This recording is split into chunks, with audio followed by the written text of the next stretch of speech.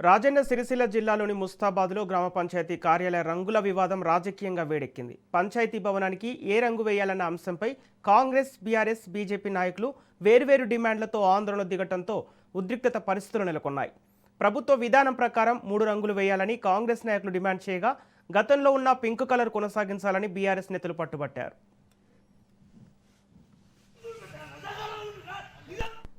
మరోవైపు పార్టీ రంగులు కాకుండా పూర్తిగా వైట్ కలర్ వేయాలని బీజేపీ నాయకులు డిమాండ్ చేశారు. 3 పార్టీల నాయకులు ఒకేసారి గ్రామ పంచాయతీ కార్యాలయం వద్దకు చేరుకోవడంతో నినాదాలు, వాగ్వాదాలతో పరిస్థితి ఉద్రిక్తంగా మారింది.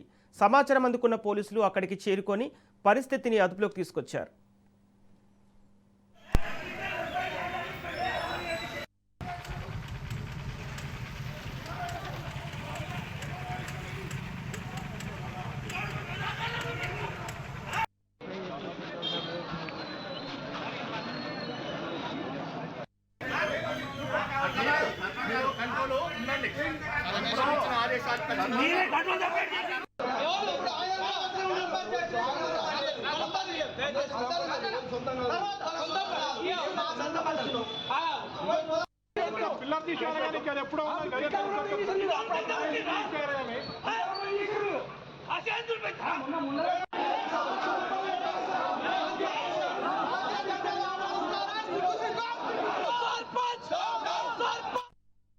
అనంతరం అధికారులు అన్ని పార్టీల నాయకులతో చర్చలు జరిపి ఎలాంటి పార్టీ రంగులు లేకుండా గ్రామ పంచాయతీ భవనానికి వైట్ కలర్ వేయాలని తీర్మానించారు.